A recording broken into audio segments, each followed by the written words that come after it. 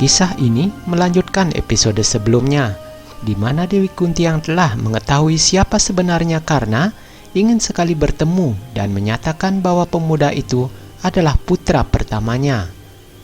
Namun abdi setianya Priyambada terus mengingatkan majikannya agar tetap menjaga rahasia masa lalunya demi kelima anaknya tersebut.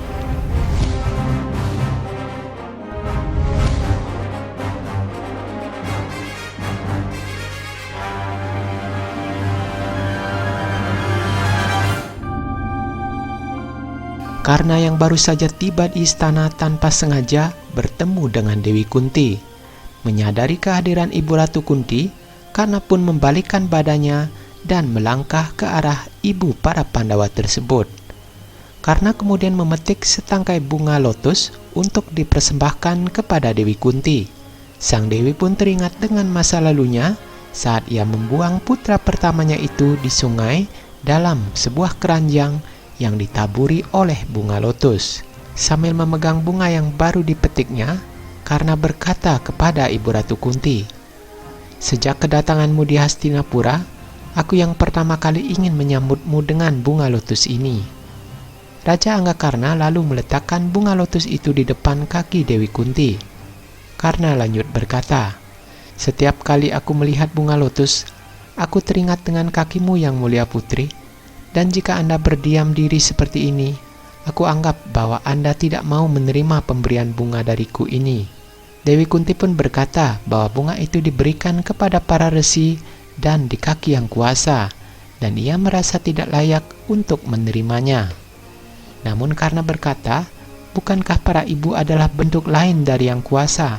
Ia pun mengatakan bahwa sewaktu kecil dulu, ayahnya pernah mengatakan bahwa raja dan ratu itu bagaikan ayah dan ibu bagi rakyatnya, dan sebagai seorang anak, ia mempunyai keinginan untuk menyampaikan atas ketidakadilan yang terjadi pada dirinya supaya bisa memberikan keadilan sebagai ibunya.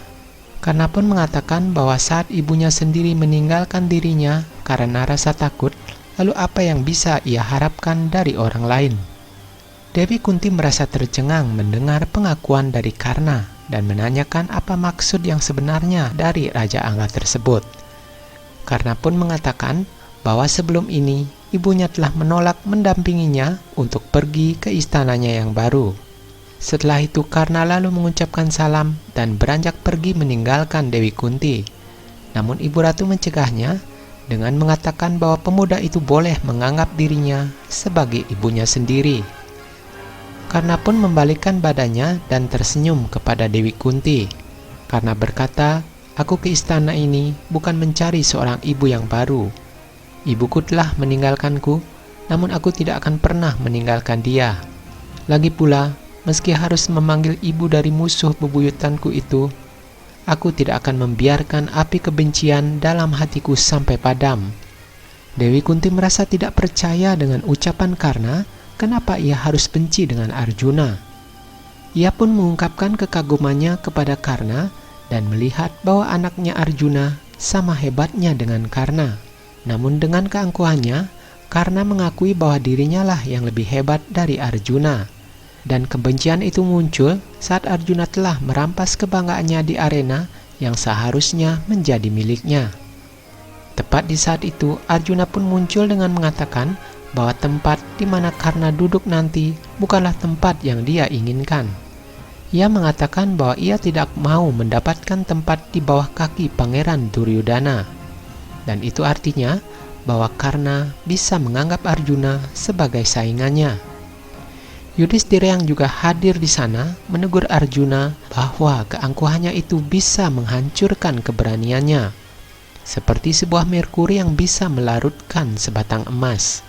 Ketegangan pun semakin memuncak di antara mereka, hingga akhirnya Dewi Kunti pun menegur anaknya agar tidak menggunakan kata-kata yang menyindir Raja Angga seperti itu.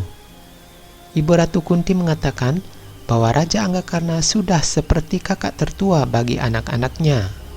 Pangeran Sadewa pun membenarkan bahwa Karna itu seperti kakak Duryodhana baginya, dengan kesombongan yang sama dan juga keangkuhan yang sama. Kakak tertua Pandawa itu mencoba mendamaikan perselisihan mereka dengan mengatakan bahwa Raja Angga diterima di istana Hastinapura dengan tidak menganggap adanya persaingan. Namun Raja Anggakarna mengatakan bahwa ia mempunyai alasan untuk marah dan merasa bersaing dengan Arjuna. Dengan alasan para pangeran yang merayakan kelahirannya dengan kemegahan, dan ia mengingatkan bahwa di medan tempur sebenarnya semua akan tahu kebenaran tentang keberanian dan juga kelahirannya. Raja Anggakarna mengingatkan kepada Arjuna, jika mereka ditakdirkan untuk bertemu di medan tempur nanti, maka Arjuna telah ditakdirkan untuk mati di tangannya. Dewi Kunti pun sangat terkejut mendengar perkataan dari Karna.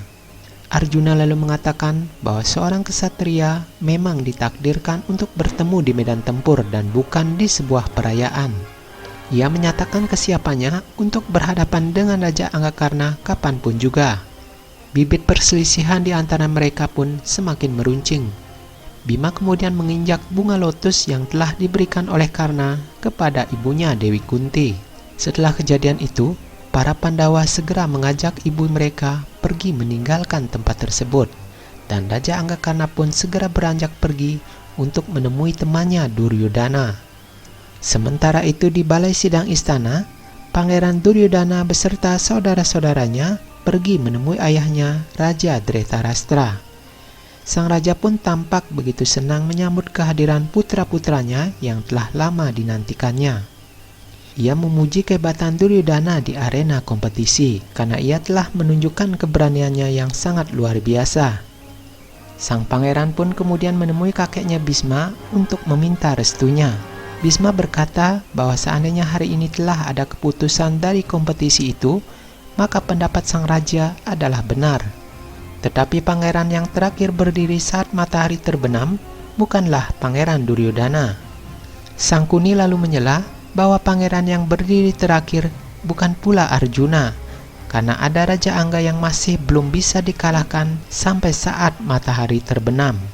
Sangkuni juga menambahkan bahwa keponakannya itu bukan saja menunjukkan dirinya sebagai pangeran yang hebat, namun telah menunjukkan syarat sebagai pangeran mahkota yang baik.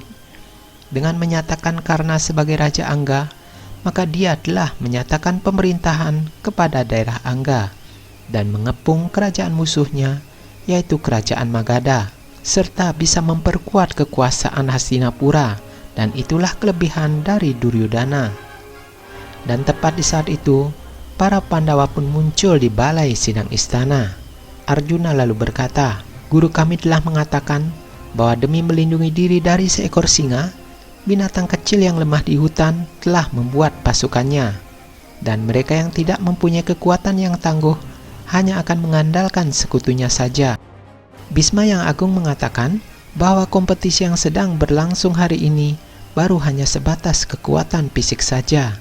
Karena itu ia mengatakan bahwa kompetisi belumlah membuahkan hasil yang diinginkan. Duryodhana merasa tidak puas dengan keputusan Bhisma. Ia mengatakan bahwa jika hasil kompetisi belum diputuskan, maka kompetisi itu bisa diulang esok hari dan ia ingin mencobanya lagi. Dengan tersenyum Arjuna pun mengatakan bahwa dirinya siap menerima tantangan tersebut, namun ia mengatakan bahwa jika hasil kompetisinya keluar besok, maka Duryodhana lah yang akan dipermalukan. Ketegangan antara pihak Pandawa dan juga Kurawa kian terasa. Para Pandawa kemudian pamit dan meninggalkan ruangan tersebut. Nah, siapakah yang dinyatakan layak untuk menduduki posisi Pangeran Mahkota Hastinapura? Nantikan kisahnya dalam episode selanjutnya.